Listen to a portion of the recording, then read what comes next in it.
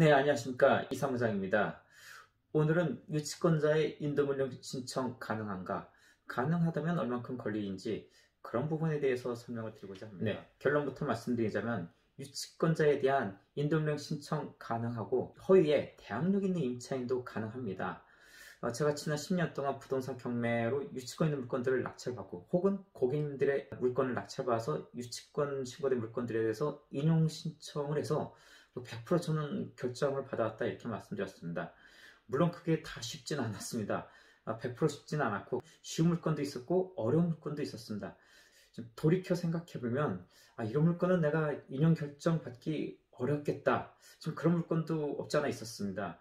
그런 물건들을 인용 결정 받아온 것들은 인도명령 신청을 하면서 그 사전에 준비 작업을 철저히 했기 때문에 입증된 증거자들이 굉장히 큰 영향을 미쳐서 인용 결정을 받는데 결정적인 역할을 한 사례들이 몇 번 있었습니다.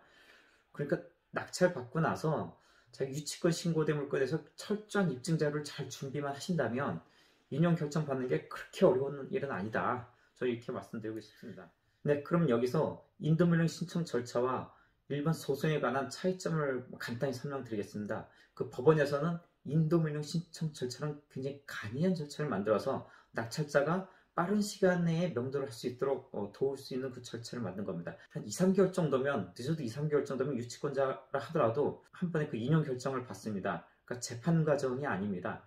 대신에 유치권 부존재 확인 소송이라든가 명도 소송 이런 것들을 진행할 경우 약 1년 정도의 시간이 걸립니다.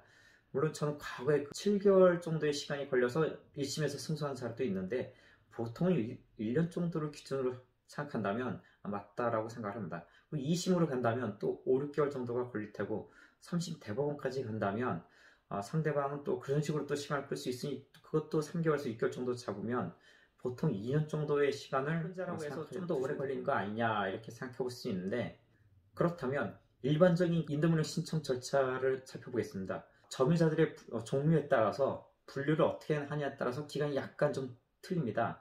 그 분류를 어떻게 나누냐, 일단 소유자가 점유자일 경우, 소유자가 점유자인 경우는 바로 여러분들이 잔금을 치르는 날, 보통은 다음날 인도명령 결정이 납니다.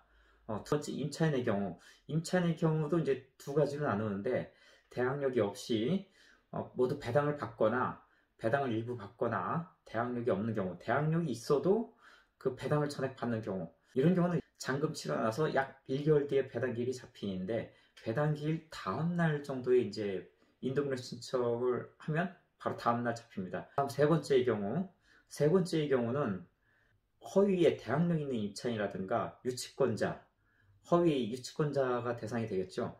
물론 실제 대항력 있는 임차인이라든가 실제 유치권자, 대항력 있는 유치권자들은 이제 인도명령 결정이 나진 않겠지요. 허위의 임차인이라든가 허위의 유치권자들은 바로 나이가 좀 어렵지요. 신문기일이 잡힐 확률이 높습니다. 물론 그것도 정도에 따라서 이 법원이 서류만 보고 판단해서 이거는 허위가 명백하구나, 굳이 뭐 신문기일이 안 잡혀도 되겠구나 하는 경우는 신문기일이 안 잡히고 그냥 바로 신청하고 얼마 안 있다가 바로 결정이 나는 경우도 있습니다. 그러나 요즘은 가끔 법원에서 웬만하면 신문기일이 잡히는 게 추세인 것 같습니다. 잡힌다고 하면은 신청인 그 낙찰자와 피신청인 유치권자가 한 자리에 모여서 판사님 앞에서 자신의 주장을 펼치게 됩니다. 이때 좀 잘 준비를 해 가시면 이때 바로 이제 결론이 납니다. 상대방은 이제 바로 즉시 항고를 할 수 있습니다. 바로 다음 절차로 즉시 항고를 할 수 있지만 강제집행 정지의 효력은 없습니다. 강제집행 정지를 하려고 한다면 그 신청서를 제출하면서 공탁금을 내야 됩니다. 공탁금을 내야지만 강제집행 정지를 할 수가 있습니다. 그래서 저는 과거에 상대방이 즉시 항고를 했지만 강제집행 정지 신청하면서 공탁금을 내지 않아가지고 바로 강제집행을 한 사례가 있습니다. 1차에서 지고 인용 결정을 받았는데 상대방은 즉시 항고를 하면서 강제집행 정지에 대한 공탁금을 거는 경우가 제가 지금까지 한 2번 정도 보았습니다. 2번 정도 보았는데 그 다음에도 패소하게 된다면 대법원까지 하면서 공탁금을 내는 경우는 거의 없었습니다. 한 번도 본 적이 없습니다. 그러니까 한 번 졌는데 또 2번 공탁금을 걸자니 굉장히 부담이 되죠. 나중에 이 공탁금 것에 대해서는 낙찰자가 손해배상 청구 소송을 해서 그 공탁금을 가져올 수가 있습니다. 실제로 제가 가져온 경우가 있습니다. 그러니까 상대방들은 한번 진 것에 대한 굉장히 큰 부담감 때문에 강제집행 정지는 하기 어려우므로 보통 제가 대법원까지 간다 하더라도 인도명령 신청 절차에서 1차 이기고 2차 승소하고 그때 강제 집행을 실시함으로써 약 6개월 만에 명도가 끝난, 아무리 어려운 사례라 하더라도 6개월 만에 끝났습니다. 그런 사례들은 제가 나중에 자세히 한 건 한 건 세부적으로 디테일하게 아주 설명을 잘 해드리도록 하겠습니다.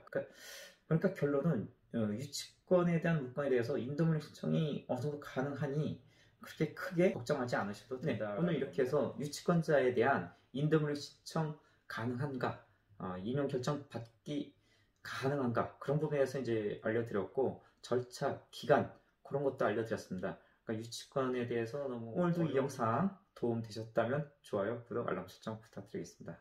네, 오늘 도움 되시기 바랍니다. 감사합니다.